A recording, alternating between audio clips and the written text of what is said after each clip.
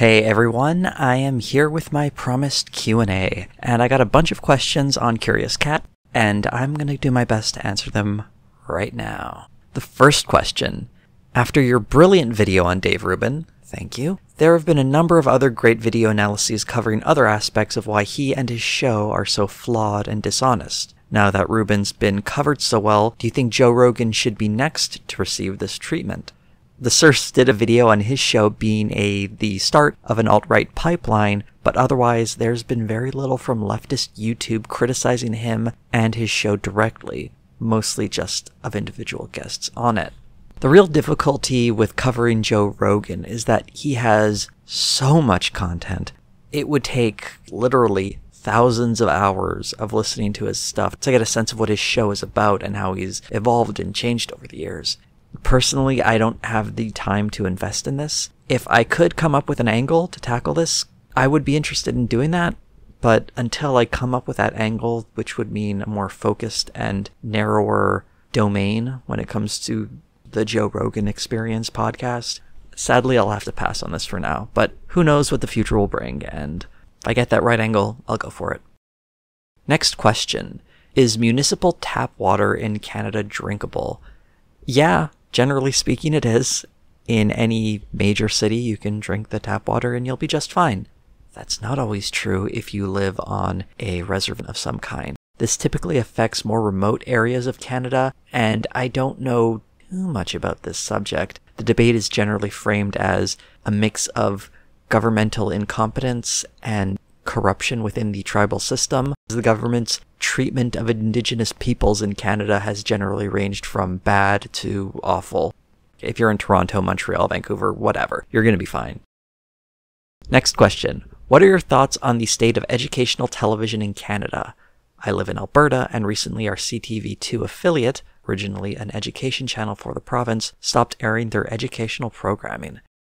I don't like the sound of educational programming being taken away from anywhere. Honestly, this question I don't have a very good answer for, so you'll have to excuse me. Instead of giving you a half-ass kind of like, sort of maybe this, I'm gonna have to do something you don't see enough of on YouTube and just say, I don't know. I'm not knowledgeable about this, and I'd have to do some real research and some real digging to give you an actual answer that has some semblance of knowledge or insight into the situation.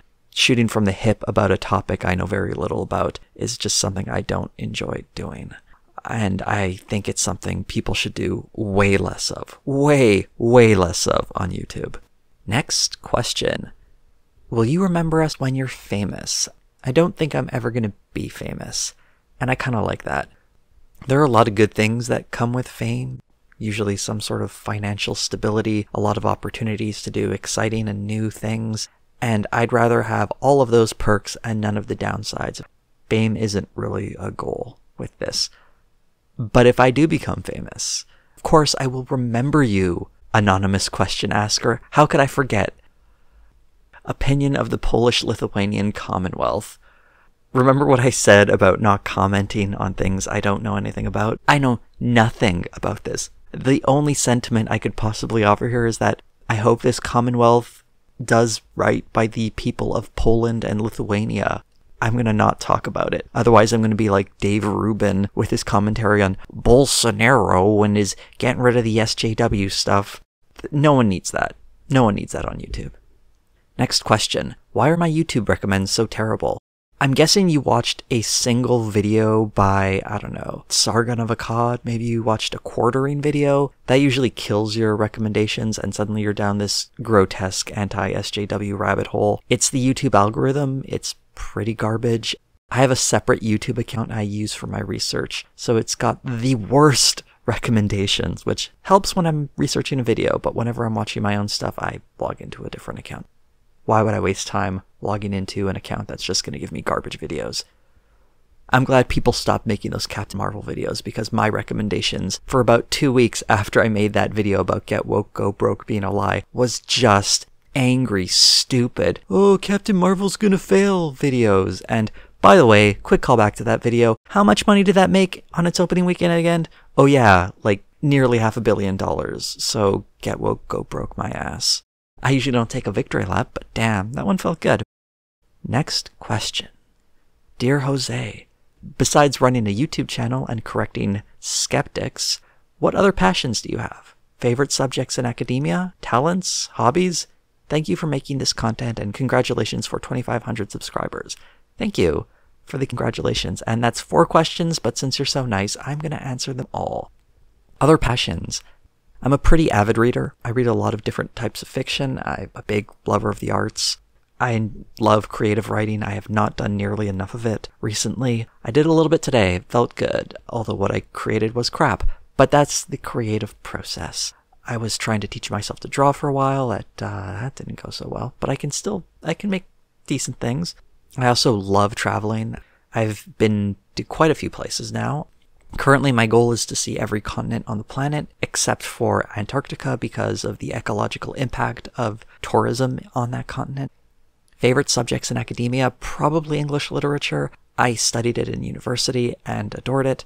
I also have a major in psychology, which, while great, isn't quite as fun as English literature, to be honest.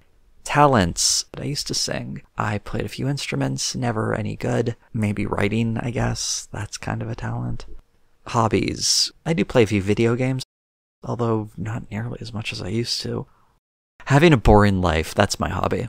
Next question. What's your opinion on the debate Nazis or don't debate Nazis debate? I think what I do on this channel is debate. And I mean debate in that I confront terrible ideas with my ideas, which are not so terrible. I might even call some of them good. In this channel, I try to interrogate and really test terrible ideas. That includes ideas not only from Nazis, but very noxious people with shitty, fascistic, wrong-headed, toxic ideologies. In that sense, I am already part of the debate. What people usually refer to as a debate, particularly when they're challenging me to a debate in the comment section, as if I'll actually take something like that seriously, is they want to have some sort of live stream confrontation where people will shout at each other while trying to trip them up with these silly rhetorical games and pedantic gotcha moments where they're trying to score points in some sort of absurd performance that's really more a mockery of debate and discourse. I would join in with the knowledge that what I am doing is not actually debating someone. This is some sort of weird performance that we're engaged in for an audience that is often under the delusion that they're seeing ideas clash in some sort of real-time environment. That's not really how people figure out what is or isn't true. If we're talking about academia, for instance, you'll see that in the literature. That's where the ideas will really come into clash, and you'll see real debate happen because people will have time to research and think about their responses and provide evidence. We're not really set up as human beings to be debating machines where you can just plop down on a stage and rattle off a bunch of facts. That's why you see these fact-free debaters thrive in that environment, because you can't really match them one-on-one because they don't use facts to begin with. So they're just debating from their gut, using their opinions and feelings as if these are somehow evidence for their arguments. They aren't. They're just using debating tactics to win over an audience. Apart from leftist content, would you ever put your fingers in different video essay pies? My next video is going to be very much a departure and a different kind of video essay. It will be technically leftist content, but it's going to be very different. I don't want to spoil the surprise just yet, but I hope people give it a shot, and I think people are going to hate it or love it. And really, those are the only 2 extremes I'm interested in. As for the future, I have so many ideas and things I'd love to do, but I'm not ready to spill the beans on those just yet. Next question. Why is your voice so damn sexy? I think that's a question you can answer better than I can. I don't think my voice is anything terribly special, to be honest. The reason it sounds a little bassy is because I actually turn up the bass a little when I'm mixing my audio. I kind of like it. And I guess you do too. Next question. Do you enjoy watching cartoons or animes? Not nearly as much as I used to, and that's more a product of just having less free time as I get older, and you don't get much time for watching stuff, sadly. But I do have a couple of cartoons I enjoy. BoJack Horseman on Netflix is great. My favorite show of all time, if we're only counting seasons 2 through 9, could very well be The Simpsons. I used to watch a fair amount of anime, and generally fallen off of that as well, but my favorite TV series of all time as a complete package, because it did not dip in quality like The Simpsons, but it was good and pure and wonderful through its entire run. That is Nana. I mentioned it in my Comicsgate video, and I will absolutely mention it again here. The anime was just so good. It will shatter your heart and make you a better person for having had that happen. Other all-time favorite anime are my favorite movie ever, Princess Mononoke, and really anything by Studio Ghibli, but Spirited Away and Howl's Moving Castle are two of my other favorites. Cowboy Bebop is still one of my favorite shows of all time. I also loved Gundam Seed, a show that is both over and underrated, if that's possible. Before anyone asks, I'm not a huge fan of most other Gundam shows, although I have watched quite a few. What's your favorite meme of this year so far? I'm tempted to say the Fiji water girl was my favorite, but the one that made me laugh the hardest this year was the hallway pizza guy. I'm gonna just play the video. Next question, are you optimistic about the future? Yes, I actually am optimistic about the future. If I thought things were going badly and would continue to go badly, I'd probably give up, so it's a practical optimism. While researching a topic that has nothing to do with any of the videos I made, I was learning more about millennial compensation, and that increasingly something millennials are finding rewarding in compensation for their employment is some sort of positive social benefit.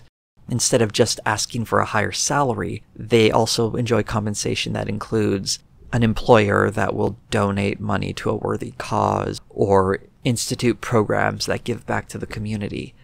I think this is a signifier of the values of the younger generation coming up. And I really hope and believe we can hold on to these values in the future, where we're not just looking to make the most of our own lives in our world, but improve the lives of everyone around us. That's the sort of thing that makes me optimistic. Next question. How much can you lift?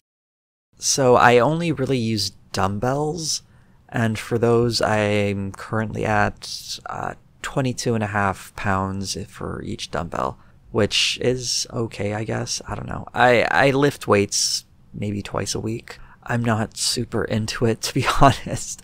I find other ways of staying fit. I complement my weightlifting with a bit of running, some yoga, and some calisthenics.